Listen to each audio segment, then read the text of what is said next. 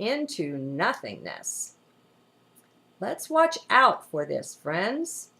The mind by itself is quite wily, but in the hands of the programmers, the manipulators, it is fertile ground to abuse us. Let us tune into these things by their outcome, the tree by its fruits. When we find ourselves judging our fellow and condemning them, let us stop and then question the origin of that, for it cannot be pure. There is no way. This is taking advantage of man, of his weaknesses, of his tendency to project his insides on the outsides of life, and then they manipulate that. Remember, friends, our pet peeves, though they seem firmly planted in life outside of us, in that thing that so irritates us when it appears out there, really and honestly, it's hidden within us. We are projecting our own undone, not yet complete business upon life everywhere. That is our own internal issue and not a part of the life outside of us at all. That same exact situation would not bother someone else. It's in us. I know this is hard to hear, especially the first time that you hear it. The emotions rouse up and want to fight this, to say, oh no, I just know it's not me. It's in her, it's in him, it's in them, it's in that. It just couldn't be mine. Well, can you just then listen to that and watch?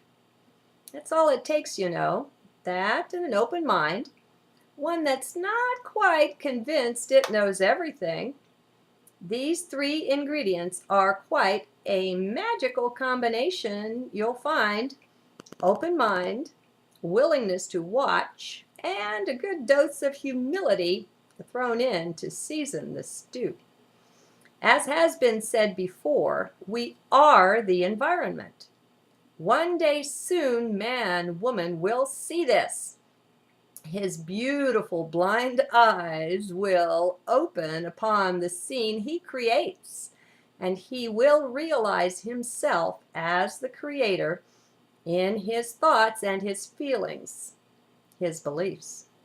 He will see how his outside is just his insides projected out there, and how out there doesn't really exist.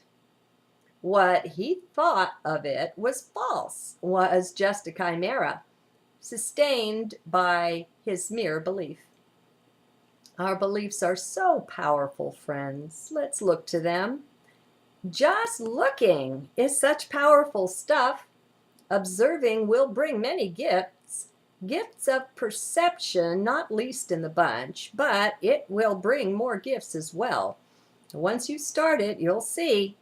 Disidentifying may be the biggest one of the lot. I don't know. I just know it's powerful, transformative stuff when done from the heart, excuse me, not the head. Head is not equipped to bring all these blessings. Oh, it has its own benefits, it is true, and I don't mean to minimize these. Scientific observation has brought many gifts. Still, with the dear scientists somewhat like butterflies so pinned to the surface of the thing, it's a shame how shallow this view really is. It's not deep in the least, no matter the seeming. It's like studying your clothes, what's on the surface of you. That's not you. As long as we are content to remain on the surface of things, we won't find the deep answers, the great depth that we seek. No, for that we've got to dive deep, and my suggestions that heart is the place for that. It's like entering a stargate or some such thing, in that the change that it brings is quite marvelous. it rewrites reality for you. It's quite grand. Let's have a blessed day then.